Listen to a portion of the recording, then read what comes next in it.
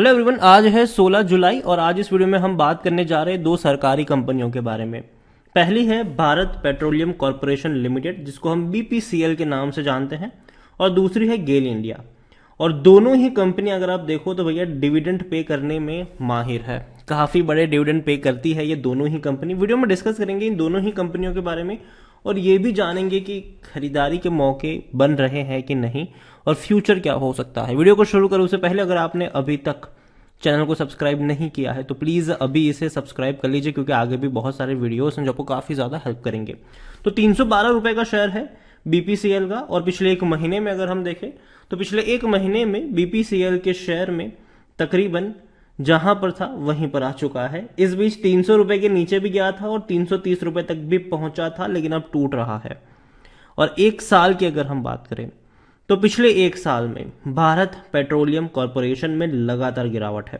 30% की गिरावट आ चुकी है। 500 रुपए से ये 300 रुपए ये भी नीचे गया था और अभी इसने लो बनाया था।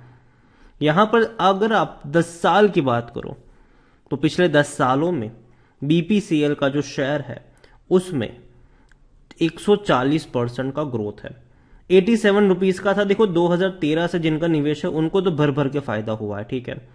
लेकिन अगर बात करें जिनकी बाइंग 2017 की है, ठीक है, जब ये शेयर 550 रुपए के आसपास था, उन लोगों को थोड़ा बहुत लॉस हुआ है, बहुत ज्यादा नहीं हुआ होगा, क्योंकि काफी बड़ा जो पैसा है वो डिविडेंड के थ्रू ऑलरेडी यहां पर रिकवर हो चुका है, लेकिन मुनाफा नहीं हुआ है लोगों का। ये बात तय है। जिन्होंने 2017 में हाई लेवल पे जिनकी जो बाइंग है वो 500 रुपए के ऊपर है, उन लोगों के लिए है। वरना जिन लोगों की बाइंग नीचे के लेवल पर रही है उनको भैया डेफिनेटली फायदा हुआ है। 2018 में जो लो बना था वो इसका वो 275 के आसपास बना था, और कोविड के वक्त भी अगर हम देखें तो जो लो बना था वो 300 के आसपास था, और अब दोबारा वहीं पर पहुंच चुका है।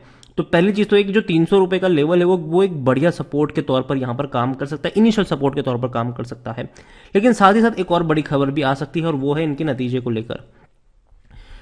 रिपोर्ट ये कहती है कि इंडियन ऑयल बीपीसीएल एचपीसीएल में post 10,700 crore loss in Q1। June quarter के रिजल्ट्स अभी आने बाकी है और रिपोर्ट ये कहती है कि हो सकता है कि इन तीनों कंपनियों को मिला के है, ठीक है, ये कि 10,000 करोड़ से भी ज्यादा का लॉस कर सकती है ये कंपनियां। और इसके रीजंस भी है। अगर आप बात करने जाओ कि क्यों, तो यहां पर रीजन ये है कि वाइल द रॉ मटेरियल, ठीक है, जो क्रूड ऑयल है, प्राइजेस में जंप था अप्रैल से जून के दौरान। पेट्रोल एंड डीजल प्राइस उस वक्त रिवाइज नहीं हुए थे, जिसका एक असर यहां पर देखने को मिल सकता है। और अगर नतीजे अच्छे नहीं आते हैं, यहां पर अगर आप देखिए ये जो तीन कंपनियां हैं, oil marketing company, IOC, BPCL and HPCL, control करते हुए 90% of retail petrol and diesel sale in the country. देश की 90% जो पेट्रोल और डीजल की जो सेल है उसको कंट्रोल ये तीन कंपनियां करती है, जिसमें से बीपीसीएल सबसे बड़ी कंपनी है यहां पर। तो यहां पर आप देखिए तो वाइल द मार्जिन और turning crude into fuel have been high, the marketing wing accrued loss from unchanged petrol and diesel rates.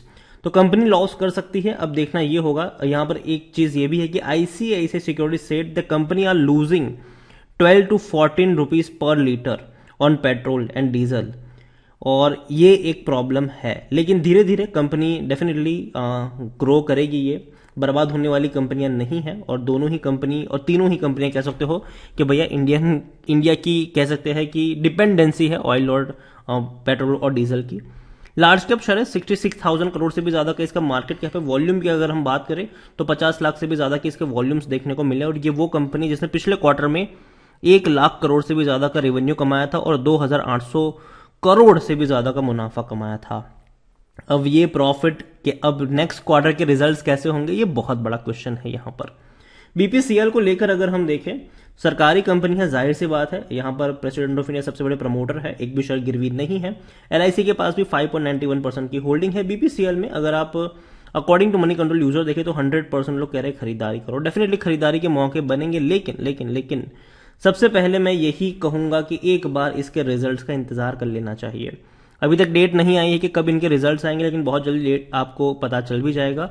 2022 में इन्होंने सबसे ज्यादा रेवेन्यू कमाया था, 3.5 लाख करोड़ के आसपास का ये रेवेन्यू था। और प्रॉफिट की जहां तक बात है तो प्रॉफिट 10,000 करोड़ से भी ज्यादा का था। हालांकि ये 2021 के मुकाबले कम था, लेकिन फिर भी इससे पहले के साल के मुकाबले तो ज्यादा ही रहा है। बीपीसीएल में अगर हम देखने की कोशिश करें इनके डिविडेंड की, क्योंकि जनरली देखा जाए तो ये सबसे ज्यादा पे करती है डिविडेंड, तो 2021 में इसने डिविडेंड के नाम पे भैया हाहाकार मचा के रखा था। 5 रुपए का डिविडेंड पे किया, 35 रुपए का केप इसने पे किया था, फिर 23 रुपए का स्पेशल पे किया, फिर 5 रुपए का दोबारा पे किया। इस साल 5 रुपए का ऑलरेडी पे कर चुका है। अब देखेंगे सितंबर में क्या होता है, यहां पर मतलब आने वाले महीनों में क्या होता है, कैसा डिविडेंड पे करता है, ये डेफिनेटली देखने को रहेगा। यहां पर बीपीसीएल डेफिनेटली सस्ते पी पर अवेलेबल है, खरीदारी के मौके भी है। 5.58 का पी है, जबकि सेक्टर पी 12 के आसपास। 85% एनालिस्ट कहते हैं खरीदारी करो, और खरीदारी करने का सही मौका भी है, क्योंकि शेयर ओवरबॉट जोन में नहीं है, अच्छा डिविडेंड पेइंग शेयर है। और पहली चीज तो ये कि कंपनी बर्बाद होने वाली नहीं है, लेकिन आपकी जो बाइंग प्राइस है वो हाई लेवल पर नहीं होनी चाहिए। सस्ता मिल रहा हो तो खरीदारी के मौके जरूर बनेंगे, और अभी उस प्राइस पे ट्रेड कर रहा है जो कोविड के वक्त था। और यहां पर अगर आप देखें होल्डिंग, डेफिनेटली बहुत बड़े बड़े फंड हाउसेस और प्रमोटर की होल्डिंग यहां पर देखने को मिल रही है। तो डेफिनेटली कंपनी स्ट्रांग है, जिन्होंने खरीदारी करी है डरने की जरूरत नहीं है। और जहां तक बात है फ्रेश बाइंग की, 300 रुपए के नीचे खरीदारी के मौके बन सकते हैं। इनिशियली बाइंग आप उस लेवल पर कर सकते हो, लेकिन बाकी की जो खरीदारी है एक बार के लिए आपको रिजल्ट को देखना पड़ेगा जून क्वार्टर के, कि कैसे रिजल्ट आते हैं। अच्छे अगर आते हैं तो बेहतरीन चीज है, अगर अच्छे नहीं आते हैं तो शॉर्ट टर्म के लिए थोड़ा सा और प्रॉफिट बुकिंग आप देख सकते हैं वहां पर। दूसरी कंपनी है गेल इंडिया। 140 रुपए का ये शेयर है। पिछले एक महीने में अगर हम बात करें तो पिछले एक महीने में गेल इंडिया के शेयर में भी लगातार गिरावट हमने देखी। 130 रुपए तक शेयर गया था, लेकिन दोबारा बाउंस बैक यहां पर दिखा दिया है इसने। एक साल में अगर हम देखें तो पिछले एक साल में गेल इंडिया के शेयर में 2.5% की गिरावट है।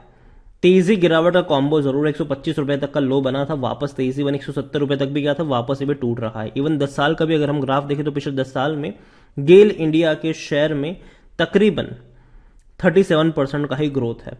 पहली चीज है कि आपकी बाइंग जो है वो नीचे की तरफ होनी चाहिए, ऊपर की तरफ जाता है तो हमेशा गिरावट देखने को मिलती है, प्रॉफिट बुकिंग का वो मौका होता है। तो उस चीज को हमेशा याद रखिए। कोविड के वक्त भी अगर हम देखें तो गेल इंडिया का जो शेयर था वो 75 रुपए के आसपास ही गया था, उससे नीचे नहीं गया था, और काफी बड़ी रफ्तार है। अभी खरीदारी के मौके नहीं है, लेकिन नीचे की तरफ डेफिनेटली यहां पर बाइंग के मौके बन सकते हैं। कंपनी बर्बाद होने वाली नहीं है, और गैस के ऊपर हमारी डिपेंडेंसी आज भी है और हमेशा रहेगी। ये भी लार्ज कैप शेयर है, 62,000 करोड़ से भी ज्यादा का इसका मार्केट कैप है। वॉल्यूम भी इसके अच्छे हैं, 66-67 लाख के आसपास के वॉल्यूम देखने को मिल रहे हैं। और ये कंपनी भी भैया बड़े प्रॉफिट्स कमाती है, बड़े रेवेन्यू कमाती है। पिछले क्वार्टर में इनका 3,450 करोड़ से भी ज्यादा का सिर्फ प्रॉफिट था, और रेवेन्यू था 27,000 करोड़ से भी ज्यादा का। यहां पर भी प्रमोटर सरकारी है, और सरकारी कंपनी है, ये एक भी शेयर गिरवी नहीं है। ये भी वो कंपनी है जो अच्छा डिविडेंड पे करती है। यहां पर बड़े बड़े फंड हाउसेस की खरीदारी की रिकमेंडेशन जरूर है, और ये वो कंपनी है जिनके रेवेन्यू और प्रॉफिट भैया शानदार थे। 2022 में 92,000 करोड़ से भी ज्यादा के इनके रेवेन्यू थे, और प्रॉफिट की जहां तक अगर हम बात करें तो वो भी 10,000 करोड़ से ज्यादा के ही थे। जहां तक बात करें इनके डिविडेंड की, तो यहां पर भी डिविडेंड बहुत भर भर के दिया था इसने 2021 में। पहले 2.5 रुपए का पे किया, फिर 2.5 रुपए का पे किया, फिर 4 रुपए का पे किया। इस बार ऑलरेडी 5 रुपए का ये डिविडेंड पे कर चुके हैं, आगे भी पे करेंगे आने वाले दिनों में। और तो और कंपनी के प्रॉफिट भी शानदार है यहां पर, और सस्ते भी है ये शेयर। 5 से भी कम का इसका पी है, जबकि सेक्टर पी 25 का है, और यही वजह है कि 89% एनालिस्ट कहते हैं खरीदारी करो। मौके भी है बाइंग के, और डेफिनेटली अच्छा डिविडेंड पेइंग शेयर भी है। गेल इंडिया की अगर हम बात करने जाए कि इनके नतीजे कब आएंगे, तो इनकी भी अभी तक कोई डेट सामने नहीं आई है। तो दोनों ही कंपनी के रिजल्ट्स पर नजर रहेगी, और दोनों ही कंपनियों में अगर आप देखो तो सस्ते वैल्यूएशन के ऊपर अभी भी ट्रेड कर रहा है। ये महंगा तो नहीं है पहली चीज, और यहां पर भी बड़े बड़े फंड हाउसेस के पास ही बहुत ज्यादा होल्डिंग है। रिटेल वालों के पास सिर्फ 3.5% की होल्डिंग देखने को मिल रही है। अब दोनों में से बेहतरीन कंपनी कौन सी? तो देखो दोनों ही कंपनियां कह सकते हो कि अच्छी कंपनियां हैं, बस आपकी जो बाइंग प्राइस है वो नीचे की तरफ होनी चाहिए। 300 रुपए के नीचे बीपीसीएल का शेयर अट्रैक्टिव है, और 120 रुपए के नीचे गेल का शेयर जो है वो अट्रैक्टिव है, और दोनों के ऊपर नजर आपकी होनी चाहिए। लेकिन साथ ही साथ मैं ये भी रिकमेंड करूंगा कि थोड़ी सी ही बाई करिएगा अगर इस रेंज में आपको ये देखने को मिलता है। बाकी की जो बाइंग है वो एक बार रिजल्ट्स आ जाने दीजिए, उसके बाद आप कोई फैसला वहां पर ले सकते हैं। वीडियो को यहीं पे एंड करूंगा, पसंद आया हो तो लाइक करें, शेयर करें। चैनल पर अगर आप पहली बार आए हैं तो प्लीज सब्सक्राइब करें, और बीपीसीएल और गेल इंडिया दोनों के बारे में आप क्या सोच रहे हैं वो भी आप मुझे कमेंट में लिखकर बता सकते हैं। Thank you.